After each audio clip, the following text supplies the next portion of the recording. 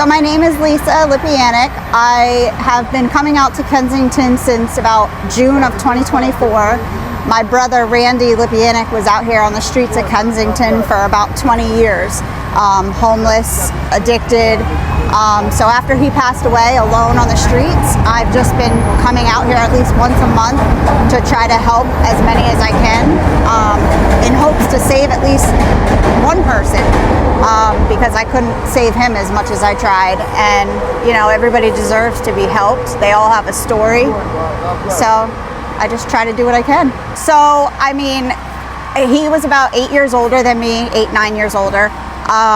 He was molested by one of our male cousins when he was about 10.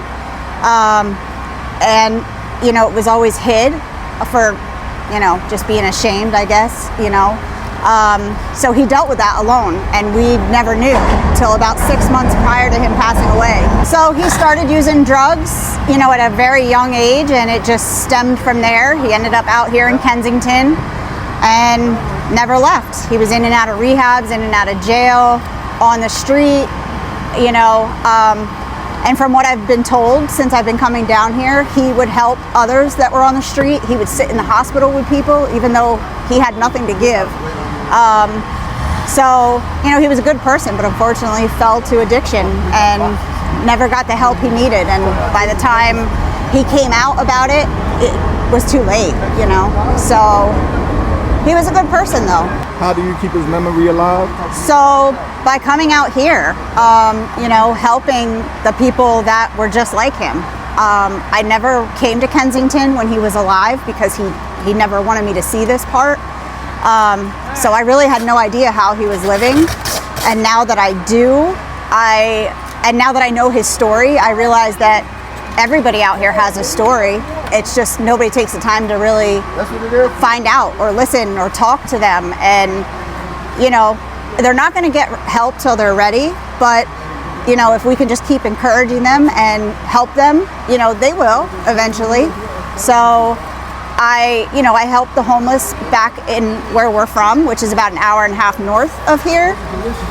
So that's how I keep his memory alive, just trying to help as many as I can and hope that they get help before it's too late. So being here almost gives me a sense of peace, which I know sounds crazy because this is probably one of the worst places to be. But it makes me feel close to him because you know, again, I see the people that are here that were living just like him.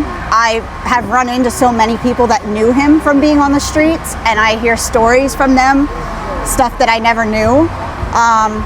So it just makes me feel close to him. Well, there's a lot that needs to be changed. You know, I just hope that they would open up, you know, more shelters, more resources. You know, because we can do our part in giving out supplies and necessities and food, but ultimately they need to get off the street. You know, they need resources to deal with the mental issues, with, you know, the health issues. You know, it's not just that they have an addiction, whatever that addiction is. You know, there's a lot of underlying mental and just all kinds of stuff. And then just even from the drug use, you know, that causes its own mental issues on top of what they might be dealing with. And a lot of people don't understand addiction. So I think the education all the way around would be beneficial. But they definitely need to do something with the whole open drug market, because that's ultimately where it stems from too. I mean, it's not easy to get drugs in most parts of the world, you know. So, but here, you can just walk down the street and within a minute you can get whatever you want. So I think they really need to work on that. All right, this one is to take us home, Lisa. How can people help you? What help do you need? I mean, I've been getting a lot of support from family, friends, community, donations. They either drop off at my house or they order from an Amazon wish list and it gets delivered right to me. You know, I always say anybody can come and help. I know this isn't for everybody. This definitely is not a very safe place. So it's, you know, that's a struggle. But I've been getting a lot of support and donations, and I'm grateful for that. You know, so they are helping. How can they reach out to you? How can people connect with you if they want to come along on a Lisa adventure? I mean, on Facebook, whenever I post about coming here or helping the homeless, I always make it public. So, you know, they can reach out to me on Facebook, send me a message, you know, any way. Well, Lisa, thank you so much for coming out, and you know, your brother is definitely happy. You're definitely making a difference, and I want to let you know that we're proud of you, we're rooting for you, and give me a hug. All right. Okay, Chelsea, let's see what you came up on. This. Some popcorn. Some oatmeal. Whatever this thing is.